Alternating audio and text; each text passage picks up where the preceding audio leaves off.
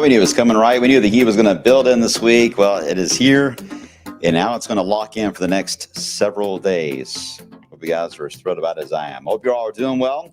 I'm wave meteorologist Brian Goode. Welcome to the blog set today for, once again, able to avoid storm talk. I don't know if we'll be able to this entire week. I doubt we will, actually.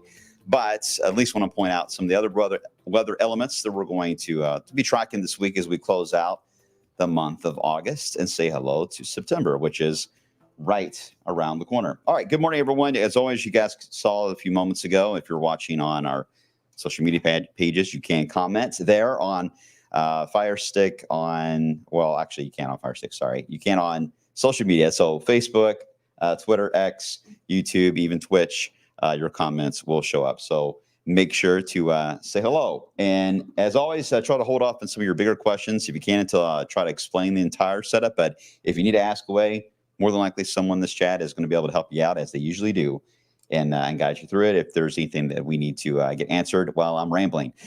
Hey, this is kind of a sad shot, right? Oh, man. Kentucky State Fair being taken down.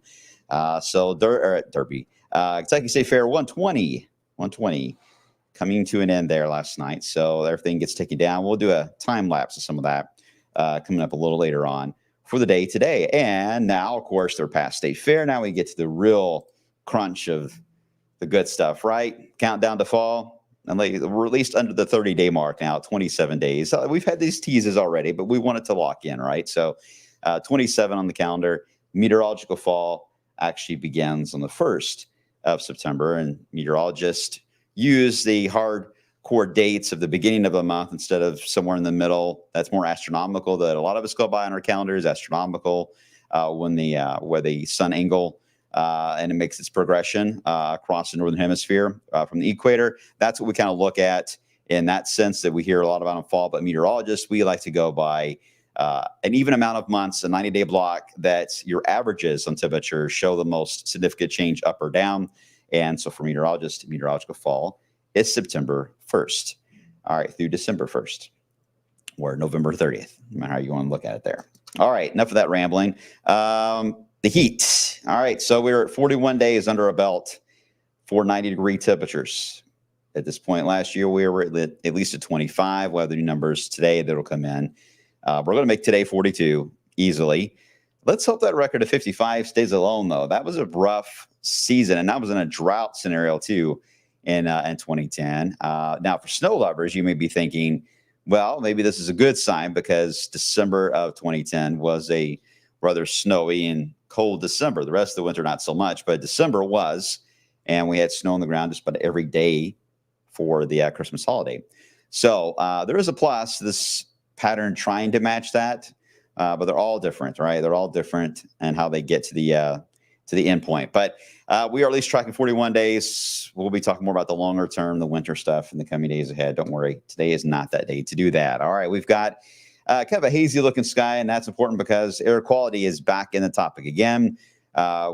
This is pretty typical when you get this high pressure building in and the heat builds in more and more. Your pollutants, your ozone levels all also begin to skyrocket, especially into the afternoon, evening hours. So that's why air quality now forecasts to get to at least code orange level, which is unhealthy for those with any type of breathing ailment, COPD, asthma, emphysema.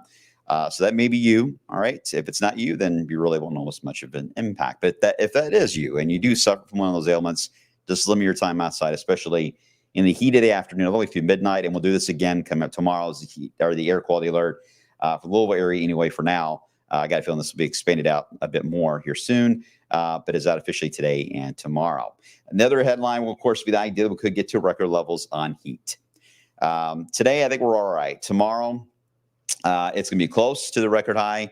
Wednesday, close. The one thing that may keep us from that could be some debris clouds or an outflow boundary from thunderstorms. I'll show you in a second. Thursday, I think, has the best potential to match or even break a record high. I think Thursday, to me anyway, stands out as the day that has the greatest potential on that. We'll see. All right, it's quiet now across the lower 48, at least in our area. Got some showers and storms back to the west. You certainly tell the heat has been building back in on the front range of the Rockies all the way into southern Canada. You can see that surge of heat building all the way up. So is humidity levels as well, beginning to build up in the Gulf Coast states, and then another pocket of pretty good humidity. Although we've mentioned this before, but a good agricultural test. There's your clue. Why do you all think that there is a surge of humidity here into the Midwest? Why do these darker greens show up a bit displaced from what you have here into the I-20, I-40 corridor? Type in there if you guys know, and then I'll move on from that point on. All right, you already got it. You didn't have to wait. Jonathan already got it. Good job, Jonathan. It is corn sweat, as we call that. And the corn actually makes the humidity worse enough that they got heat alerts that are out. Thank you, corn. Oh, we got to eat, right? So the heat advisories, excessive heat warnings, excessive heat watches that are out for Indiana as easily going to get to about 110, maybe higher for all that moisture that'll be in the air in that area. I don't see our area getting to that level. We do not have that type of moisture field into Kentucky, but it certainly does there into the upper Midwest. But still, I mean, we may fall short of it barely. So even though I'm saying we're not likely to get to advisory level, we may get right up to that mark, which is 103, 104 degrees for a couple of afternoons today. So it's nothing to sneeze at. So still take it easy outside. I still think this is the worst of the heat of the entire summer is what's happening this week. Are we done with the 90s? I'm not ready to say that yet. I'm not ready to say that, especially with us being drier. Got to be careful with that. But to get to this level of heat, I think this is the core. And I just don't see anything really to this level after this. Weather likes to prove me wrong, but it's the way it looks now. All right, so hang in there, guys. This week looks to be the brunt anyway. Severe thunderstorms. Well, obviously, they're not going to be here. If we're in the core of the heat, right under the high pressure. So everything's going to be on the edge of that, which will be found in the upper Midwest. Enhanced risk that is out in an area that, again, has been hit hard. But certainly you had a lot more moisture in the air, too. Moisture, you got a front in the area. I mean, all the ingredients are lining up for the Midwest for an active setup in severe weather today for the Twin Cities, especially. Tomorrow, everything gets a little more tilted into the Great Lakes. And then watch what happens Wednesday. You can almost see the storyline. Let me back up a couple frames. You see where it starts in Twin Cities. You can almost see where the front moves in, settles into the Ohio Valley, and it comes at us at an angle and drops down. So it doesn't really push all the way due south and west like it wants to. All right, it kind of rolls off our back, if you will. But with the boundary tilted like this in our area, it's tilted up. Got to watch the radar carefully for Wednesday and early Thursday, especially for any thunderstorm action in this area that will try to build south and west. It's got a limit because you get too close to the high pressure that's our protector at the moment. The air is warm above our heads, and that will not be an environment for thunderstorms to favor. They hate that. So if we're what we call capped, we got a lot of warm air aloft. These thunderstorms may try to make a run at us, but if they run into warmer air, they will just fall apart. So right now, it looks like it's the upper Ohio Valley that is more in line for any severe risk. But notice we're not completely out of the woods, especially Wednesday afternoon. I still think we need to just monitor that, because with this amount of heat building up, any type of outflow or a thunderstorm complex running into that, it's not a tornado threat I'm worried about. It's a straight line wind threat that could be a problem, especially from that angle. So let's hope we don't run anything like that for the middle of the week, but I can't rule it out. So just we talked about this last week, so this is nothing new, but just stay close to the trend. So here it is on Futurecast showing 90s today. The models are not going to get this exactly right for Louisville, so that's why we adjust our forecast on the Wave Weather app for what we feel is more likely.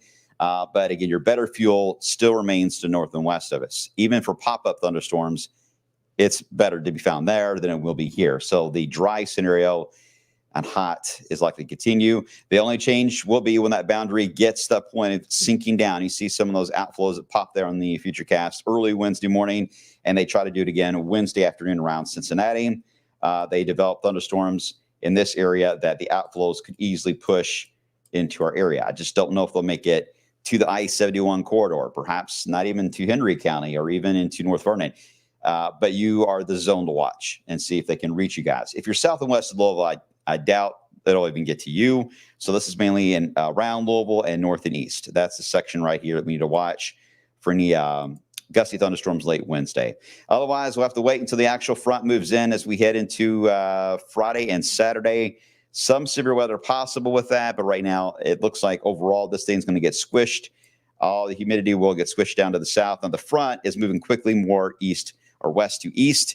Doesn't have a very strong push south, but it just needs to be south enough to clear our area. It just needs to sink down at some point Saturday, especially. Olivia, so your comment about being outside Saturday.